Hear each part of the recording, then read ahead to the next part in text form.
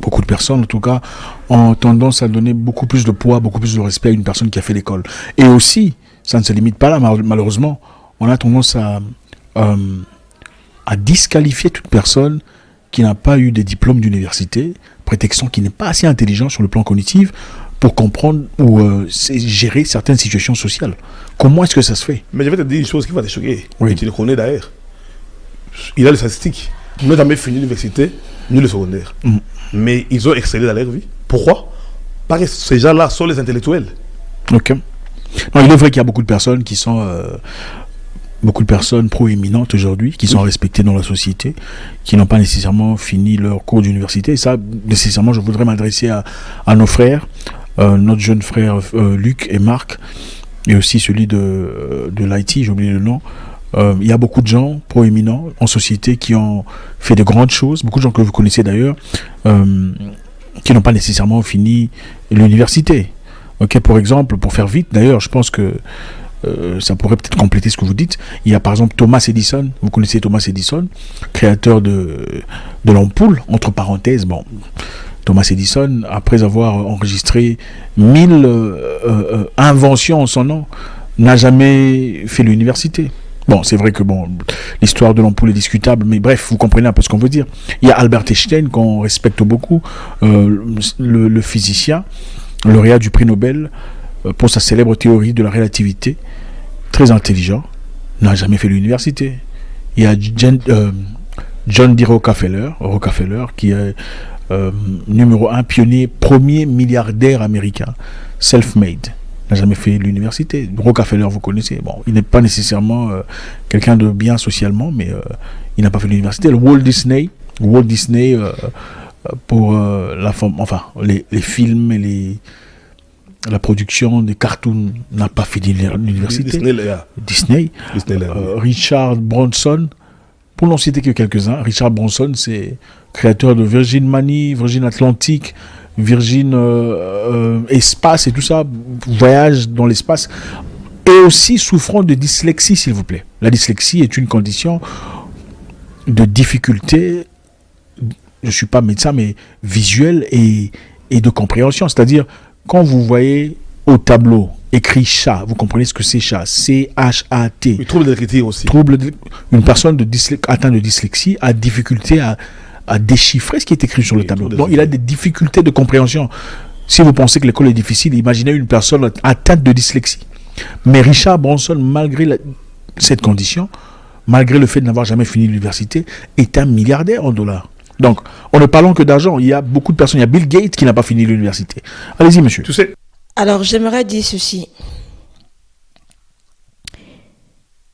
Toutes les personnes que Zach a citées, je ne vois aucun noir africain.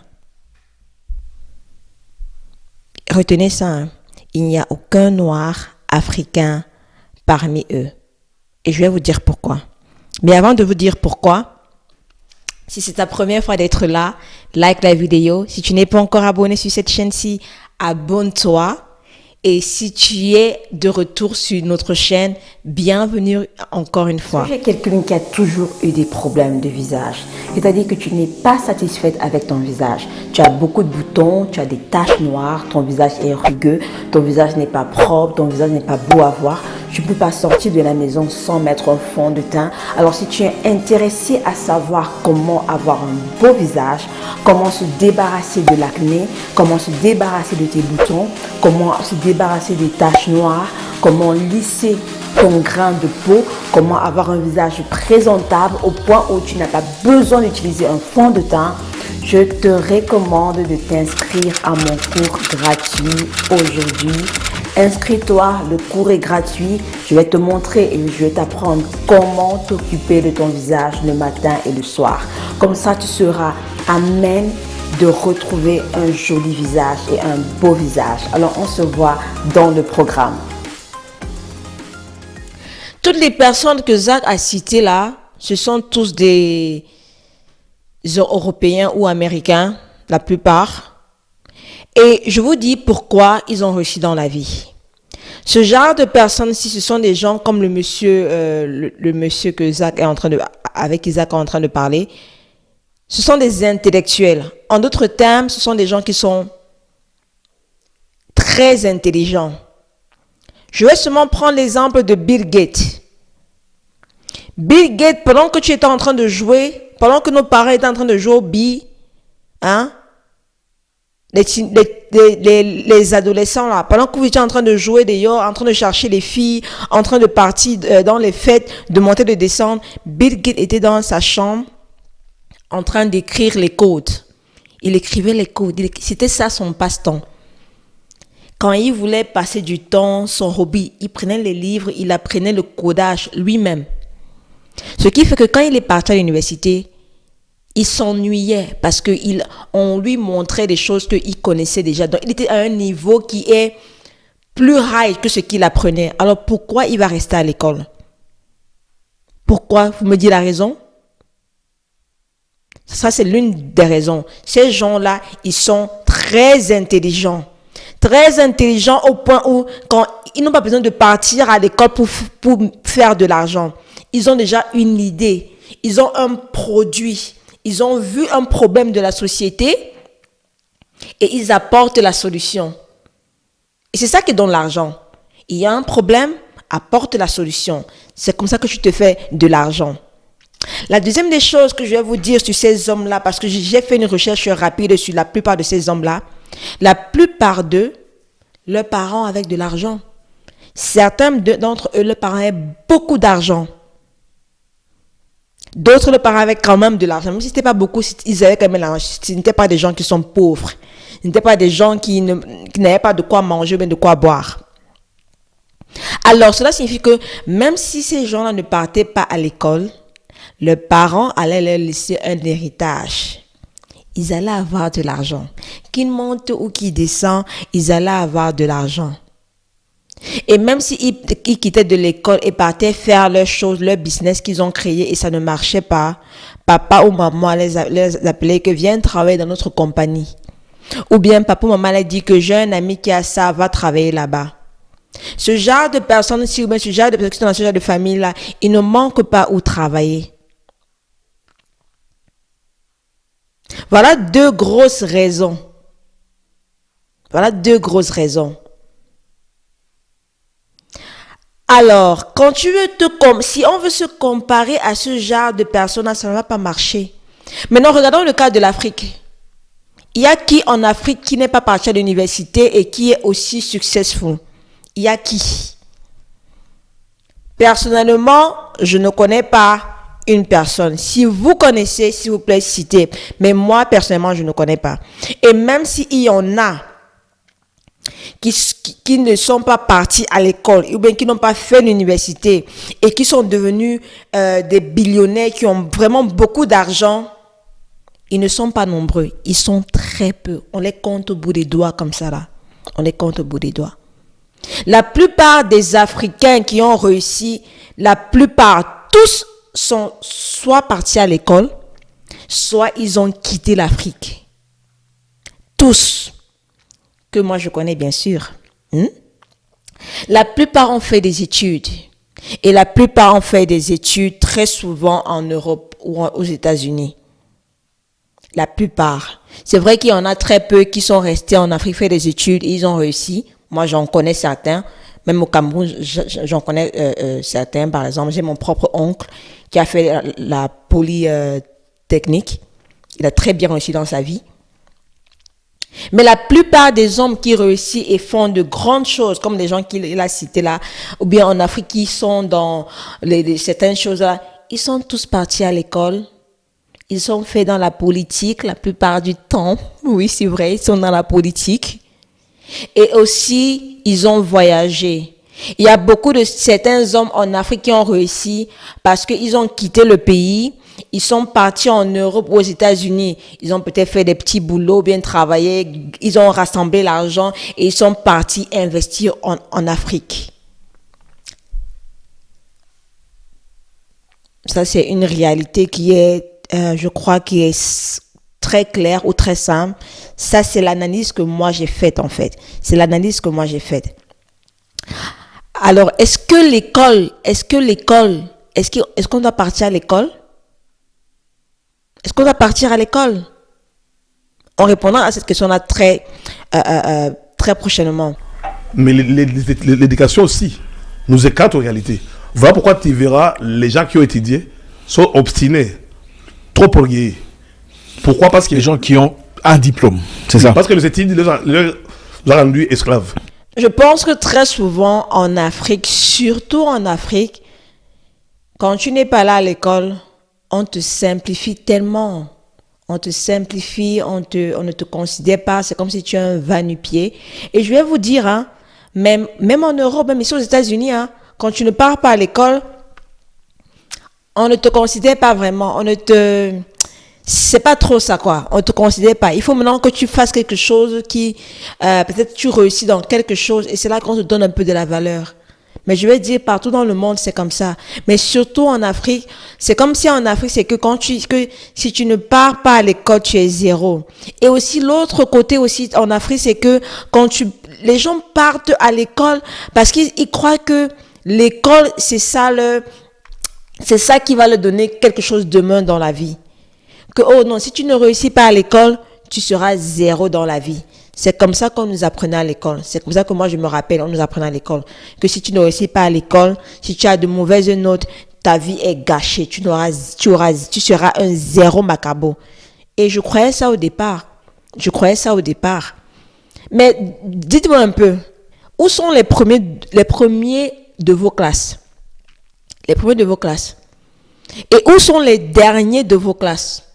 Moi, dans mes études que j'ai fait, moi j'ai fait beaucoup d'écoles et j'ai remarqué que les derniers de ma classe que moi je connais, c'est eux qui ont même le plus réussi dans la vie aujourd'hui.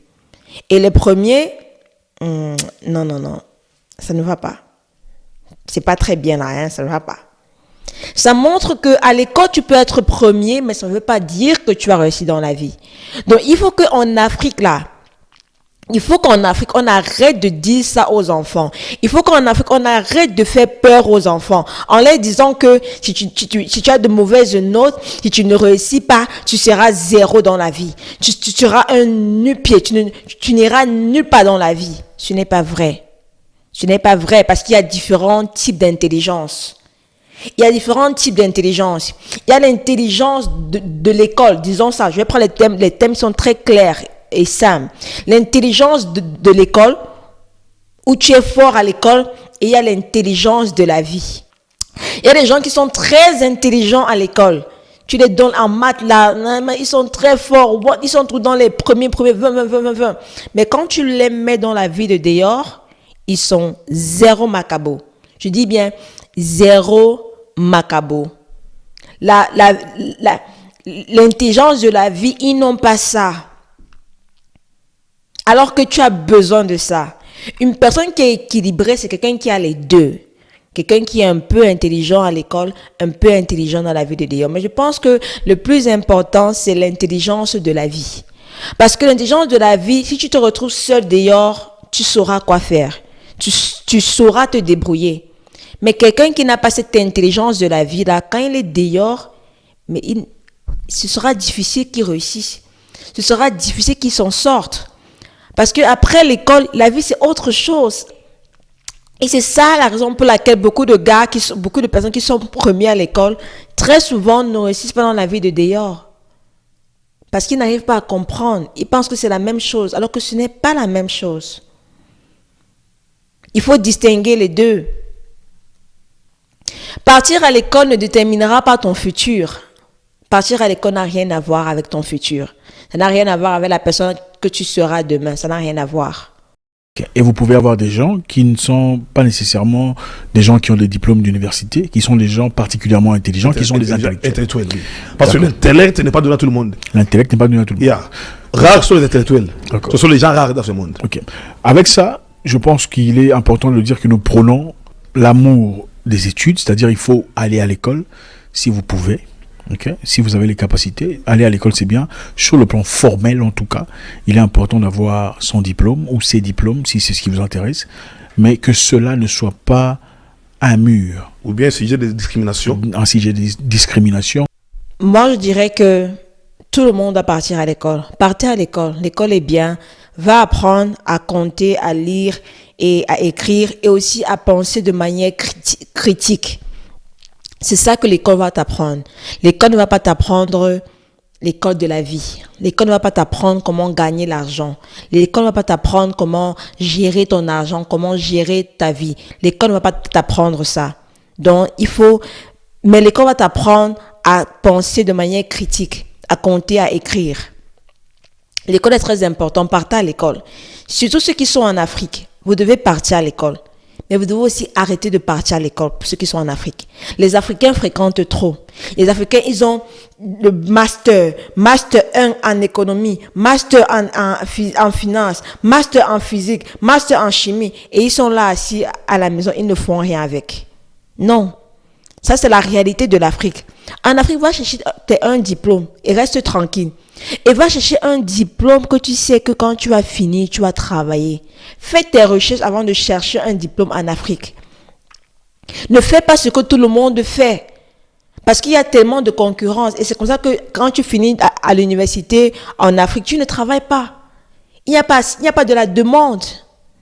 Il n'y a pas de la demande, il n'y a pas de travail. Donc, quand tu choisis ta filière, réfléchis beaucoup. Et si tu ne sais pas quoi faire, fais quelque chose que tu sais que quand tu vas sortir, ça va te donner beaucoup d'argent. L'ingénierie, médecin, infirmière, je sais pas trop quoi. Et le problème, c'est aussi que pour entrer dans ce genre d'école en Afrique, il faut donner l'argent. Il faut donner l'argent. Ça, c'est dépressant, quoi. C'est dépressant. Moi, je dirais même que des fois, si tu as l'argent pour aller fréquenter ailleurs que l'Afrique, vas-y, sors du pays, va fréquenter, après rentre. Moi, c'est ce que je dirais. Surtout je dis, ben, si tu veux entrer dans certaines écoles, comme peut-être les écoles de médecine au Cameroun, où il faut tellement donner de l'argent, 1 million, 2 millions pour entrer, alors que tu es intelligent, alors que tu passes les tests. Moi, on ne te laisse pas entrer pour donner la place à quelqu'un qui n'est même pas intelligent comme toi, ou bien à quelqu'un qui n'aime pas passer le test. L'école est importante. Si tu es en Europe ou bien aux États-Unis, va à l'école. Ici, là, le fait que tu pars à l'école, ça va t'ouvrir beaucoup de portes. Même si tu veux faire le business, va quand même à l'école. Si tu ne sais pas quoi faire et que tu es en Europe ou aux États-Unis, prends une filière que quand tu vas finir, ça va bien te payer. Oui.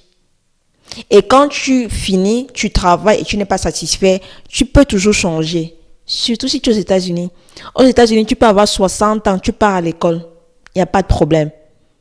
Le problème se trouve des fois en Europe. En Europe, c'est un peu c'est difficile, mais c'est faisable. Mais c'est très difficile que les écoles vont t'accepter. C'est pourquoi moi j'aime les États-Unis. Parce que tu peux changer, tu peux tout recommencer. On ne t'empêche pas. Alors que les réalités qu'il y a en Europe ou bien en Afrique, c'est différent. Ces réalités-là sont différentes. Mais je pense que peut-être si tu forces, tu pourras. Je ne sais pas. Je n'ai pas vu quelqu'un essayer. Moi, j'ai essayé de m'inscrire en France. Quand je suis allée retrouver mon mari, j'avais déjà quel âge? 28 ans ou 29 ans, je me rappelle. J'ai pas pu m'inscrire dans aucune école de la France. J'ai appliqué dans toutes les écoles de la France, à Paris, à Londres, je sais pas, je m'appelle un peu. J'ai appliqué à plus de 50 universités. Aucune d'elles ne m'a prise. Aucune d'elles. Pourquoi? Je suis trop âgée, 28 ans. À l'époque, c'était trop âgé, c'est trop âgé pour eux. Alors qu'aux États-Unis, ici, là, moi, mes camarades de classe ont 50 ans, 60 ans. Mais moi, je dirais que partir à l'école est important. Partez à l'école, gagne de l'expérience, fais un diplôme qui va bien te payer. Et maintenant, en même temps que tu es à l'école, apprends aussi la vie, l'intelligence de la vie des dehors. Parce qu'on a besoin des deux. Tu as besoin des deux. Il y a un milliardaire ici aux États-Unis qui a fait un documentaire où il donnait la raison pour laquelle l'Afrique ne réussit pas et la raison pour laquelle les pays comme les États-Unis et certains pays comme la Chine ou bien ici là réussissent. Les pays occidentaux réussissent à cause de leur éducation, à cause du fait qu'ils ont un très bon système éducatif. En Afrique, le système éducatif en Afrique est bien. Je ne vois, c'est bien, mais c'est pas bon. En Afrique, on connaît beaucoup la théorie. En Afrique, on fait les choses en l'air. Beaucoup de théorie. Mais la pratique, zéro. Les écoles occidentales, c'est beaucoup de pratique. C'est pourquoi quand tu les mets dehors, ils savent quoi faire. Un Africain, tu lui mets dehors, on est perdu. La pratique, là, on n'a pas ça. Je me rappelle quand je suis arrivé aux États-Unis la première fois, j'entre dans ma classe de chimie. La chimie, quand le professeur parlait, c'est ce que j'avais fait en terminale et en première. Donc pour moi, c'était du rien du tout. Il parlait, je répondais aux questions. Waouh. On part en salle de lab. C'est là où l'acteur meurt. En salle de lab, j'étais là comme ça que qu'est-ce qui est en train de se passer là? Je suis perdue. Je ne pouvais même pas répondre aux questions. Parce que très souvent, la théorie et la pratique ne vont pas ensemble. Mes camarades de classe des Américains, là, ils étaient forts dans la pratique. Ils étaient forts. Moi, j'étais zéro macabo. Et c'est là où j'ai compris le problème, en fait. C'est là où j'ai compris le problème de l'éducation en Afrique. On n'a pas de pratique. Tout, c'est la théorie, là. Et aussi, les profs essaient de tout mettre les pièges. Pièges de quoi? Apprenez aux enfants. Arrêtez de mettre les pièges dans les examens. Hein? Ici, c'est pas ça. En Occident, c'est pas ça. L'école, c'est pas ça en Occident. C'est pas ça. Mais quelqu'un qui a la difficulté de réussir ses études en Afrique, il va les réussir en Occident. Parce que la théorie, on a. Donc, pour apprendre la pratique, ça va nous prendre du temps, mais on va y arriver. Important de mentionner à toutes ces personnes qui nous suivent, à tous ces jeunes qui n'ont pas eu la chance de faire l'université ou d'avoir un diplôme de licence ou master, peu importe. Ne vous arrêtez pas. Oui, de ne pas lâcher prise. Okay, de ne jamais lâcher prise. Courager et de continuer parce que la vie, c'est un destin. N'ayez pas de complexe d'infériorité face à ces personnes qui fignolent comme Jean-Luc Mélenchon. Voilà. Absolument pas. Foncez. Il est important, évidemment, d'apprendre à écrire correctement parce que ça vous accorde rapidement le respect qu'il vous faut, parce que les gens, malheureusement, vous jugent très rapidement sur base de quelques histoires, votre façon de vous exprimer, votre façon de vous présenter. Ce sont des choses qu'on rectifie très difficilement. Donc, il est important de se raffiner quand vous pouvez. Il est important de lire. Il est aussi plus important de travailler sur soi. Si tu n'as pas la possibilité de partir à l'école, n'aie pas un complexe d'infériorité. Ne pense pas que que tu ne seras rien dans la vie. Non. Ne pense pas ça. Essaie de te débrouiller de la manière que tu peux. Si tu peux apprendre toi-même certaines choses, va apprendre ces choses-là. Va dans les bibliothèques, cherche les livres, apprends toi-même. Aujourd'hui, on a Internet. Cherche à apprendre sur Internet. Parce qu'en apprenant sur Internet, tu peux être quelqu'un demain. Si vraiment tu n'as pas la possibilité de partir à l'école, ne te décourage pas et essaie de t'éduquer toi-même. Internet a beaucoup de ressources gratuites. Un intellectuel étudie pour cultiver son savoir. Les diplômés trichent et sont prêts à corrompre pour avoir leur diplôme. Les intellectuels accordent plus d'importance à leurs études qu'aux notes. Les diplômés brandissent leur diplôme avant de montrer ce qu'ils savent faire. Et les intellectuels mettent en avant leur savoir. Les diplômés accordent plus d'importance à leur apparence physique. Ils sont trop occupés à investir sur leur cerveau. Le diplômé se croit intelligent. Les intellectuels pensent qu'ils ont encore beaucoup à apprendre. Oui. Le diplômé parle avec trop d'assurance. Les intellectuels laissent toujours la place au doute. Les diplômés se moquent et méprisent de ceux qui n'ont pas leur niveau de diplôme. Et les intellectuels respectent et écoutent tout le monde. Voilà. Les diplômés ont une grosse télévision et les intellectuels ont une grande bibliothèque. Les diplômés deviennent vite agressifs lorsqu'ils sont contrariés, en manque d'arguments. Les intellectuels gardent leur calme dans la plupart des situations. Les diplômés parlent trop et écoutent moins. Les intellectuels écoutent plus et parlent moins. L'intelligence n'a rien à voir avec le niveau d'études. On peut avoir beaucoup de diplômes et être un parfait idiot. Tout comme on peut être sans diplôme et avoir de l'intelligence et une ouverture d'esprit hors pair. Bon, stop. Ne me dis pas que tu es parti sans t'abonner, sans liker la vidéo, sans partager la vidéo. Quand même. Ne fais pas ça. Abonne-toi, like et partage la vidéo. losing time, I'm fading fast. I just wanna make it last. Try to let go of the past. I close my eyes, embrace the blast. Sleepless nights and headaches stack. Restlessness to